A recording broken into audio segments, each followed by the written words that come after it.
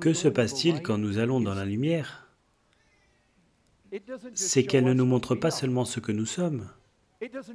Elle ne nous montre pas seulement combien nous sommes mauvais. La lumière nous montre combien Christ est précieux.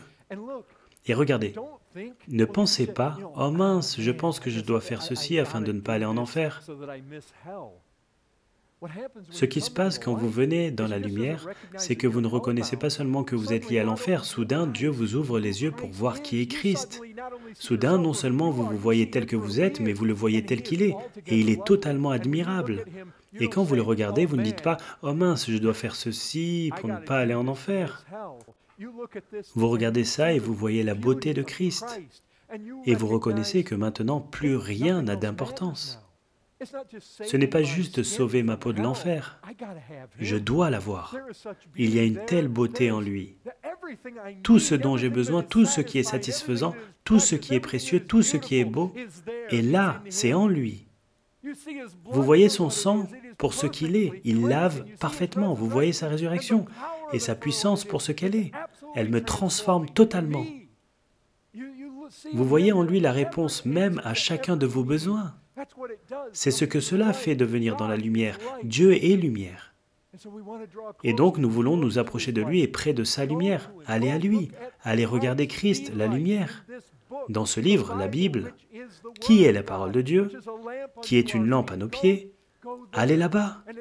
Et tandis que vous le cherchez là-bas, lui qui est lumière, vous faites sortir vos péchés, vous les confessez devant lui. Vous croyez. Jésus a dit, croyez en la lumière. Croyez tout ce que la lumière vous montre. Croyez-la, ne la fuyez pas. Ne soyez pas comme les pharisiens qui, comme elle brillait sur eux, « Non, je ne veux rien avoir à faire avec ça. Non, je vais croire ce que je veux croire. Je vais croire que je connais Dieu. Peu importe comment est ma vie, je vais croire ça. » Non, Jésus dit de croire en la lumière. Vous croyez en la lumière. Dieu est lumière. Le pardon du péché est le privilège particulier de ceux qui vont dans la lumière. Dans la lumière. Le sang vous purifie. C'est dans la lumière. Ce n'est pas le privilège de quelqu'un d'autre.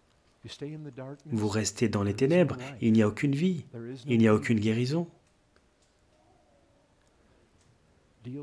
Parlez honnêtement au Seigneur, tout dans la lumière. Ces péchés dont vous avez tant honte,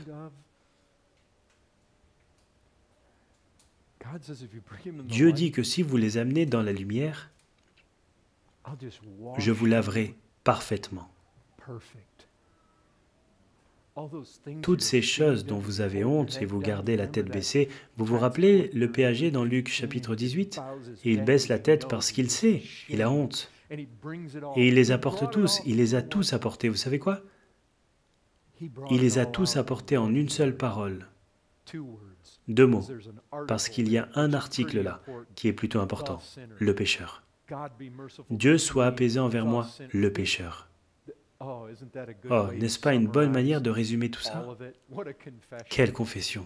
Je suis le pécheur, pas juste un pécheur, il en vient à se reconnaître pour ce qu'il est, tout comme Paul en est venu à se reconnaître lui-même pour ce qu'il était, le premier des pécheurs. Et c'est ça, Seigneur, c'est moi, voilà.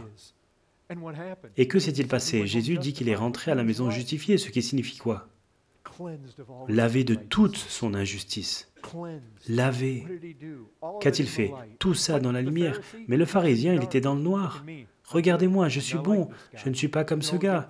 Regardez toutes les bonnes choses, énumérons-les, bang, bang, bang, bang.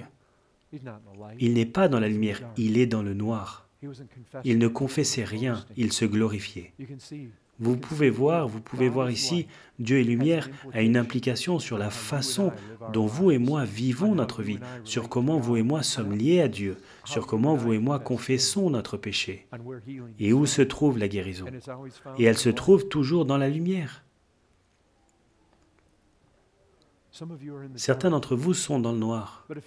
Mais si vous êtes dans le noir, vous ne devez pas y rester.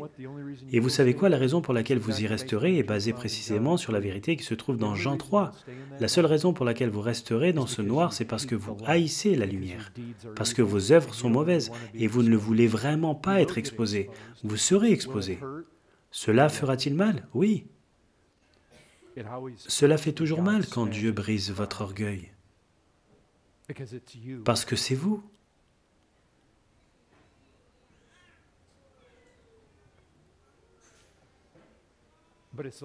Mais c'est comme tout ici sur terre.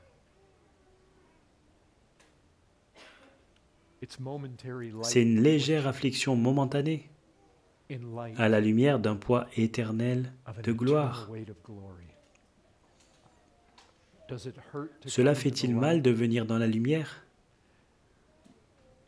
Oui, c'est douloureux. Il y a des pleurs, il y a des larmes. Toute votre image de vous-même est anéantie. C'est ce qui m'est arrivé. Cette nuit-là, quand j'étais assis là-bas, au Oshémo, au Michigan, et la lumière est venue et elle m'a anéanti. Elle vous brisera jusqu'à qui vous pensez être. Mais c'est un bon naufrage, parce que c'est Dieu qui blesse afin de pouvoir guérir. N'ayez pas peur. N'ayez pas peur, c'est la lumière qui guérit. C'est une bonne lumière. Dieu n'exposera pas votre péché pour rire de vous, pour se moquer de vous, pour vous ridiculiser. Il l'exposera afin de faire de vous un de ses enfants, afin de vous rendre digne d'être une épouse pour son Fils.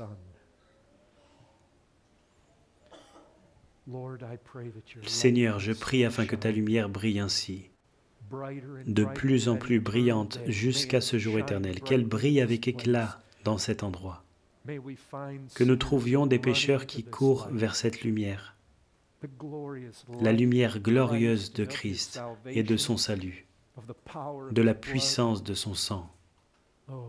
Ô Seigneur, que ce ne soit pas un endroit où l'on permette au péché de rester dans l'ombre. Que la lumière de ta parole brille, que la lumière de Christ soit réelle. Seigneur, nous prions pour avoir la grâce de suivre Christ, pas de marcher dans les ténèbres. Que la lumière de vie brille en vérité dans cet endroit.